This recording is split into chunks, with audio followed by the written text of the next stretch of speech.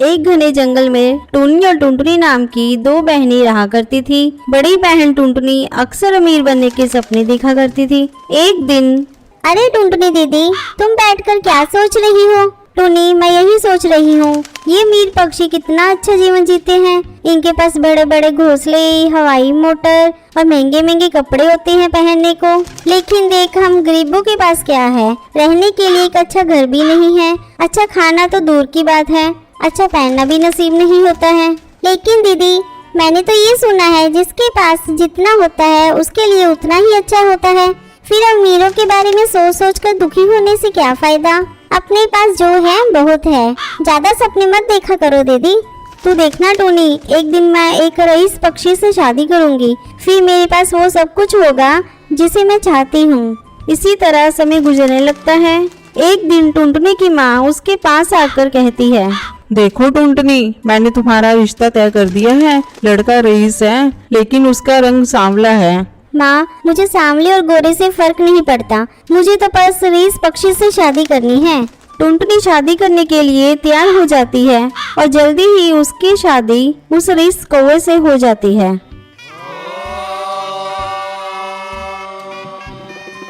सर्वमंगलमांगल्ये शिवे सर्वार्थसाधिके। एक दिन टुनटुनी अपनी हवाई मोटर से अपने मायके आती है।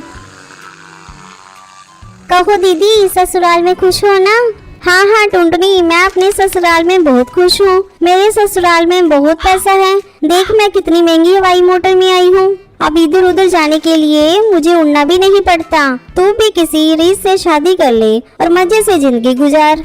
दीदी, अगर मेरी किस्मत में किसी रईस से शादी लिखी होगी तो हो ही जाएगी। मेरे सोचने से कुछ नहीं होगा। ये सब सुनकर टुनटुनी कहती है, तू पगली है, जब देखो ज्ञान की बातें करती रहती है। चल, अब मैं अपने ससुराल जा रही हूँ, तू मम्मी का ख्याल रखना। इसी तरह समय गुजरने लगता है और टुन्नी की शादी एक लकड़हारे से हो जाती है। तब उसकी बहन मजाक उड़ाते हुए कहती है, छी टुन्नी, तूने शादी करी भी तो एक लकड़हारे से? वो तुझे क्या पहनने के लिए देगा? और रहने के लिए उसके पास बड़ा घर भी नहीं होगा। खैर, तुम चिंता मत करना, तुझे किसी भी चीज की जरूरत होगी तो तुम मुझसे मांग लेना। आखिर मैं तेरी बड़ी बहन हूँ, मैं तेरी सारी कमी को पूरा कर दूंगी। दीदी, आपने मेरे बारे में सोचा, मेरे लिए इतना ही बहुत है। लेकिन मेरे पति जो भी कमाते हैं, मैं उसी में बहुत खुश हूँ। वो सब तो ठीक है टोनी, लेकिन तुझे कभी भी किसी चीज की जरूरत पड़े तो तुम मेरे पास आ जाना। मेरे पास बहुत पैसा है, अगर मैं उसमें से थोड़ा तुझे दे भी दूंगी तो मुझे कोई कमी नहीं होगी।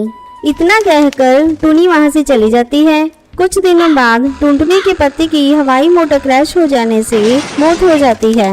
तब टुनटुनी के ससुराल वाले उसे धक्का मारकर घर से बाहर निकाल देते हैं। टुनटुनी रोती रोती अपनी बहन के घर आ जाती है। हाँ, टोनी, मुझे पैसों का घमंड हो गया था, इसलिए भगवान ने मुझे ये सजा दे दी। मेरे पति की मौत एक हवाई मोटर क्रैश हो जाने से हो गई और मेरे ससुराल वालों ने मुझे घर से निकाल दिया। दीदी, तुम रो मत, तुम मेरे घर में रह सकती हो। मेरा घर छोटा है पर मेरा दिल बहुत बड़ा है। हम दोनों बहनें इस घर में खुशी खुशी रहेंगी। ठीक है टोनी, मुझे जब तक कोई काम नहीं मिल जाता तब तक मैं तेरे घर में रहूंगी। मैं तुझ पर बोझ नहीं बनना चाहती। इसी तरह दोनों बहनें एक साथ खुशी खुशी रहती हैं।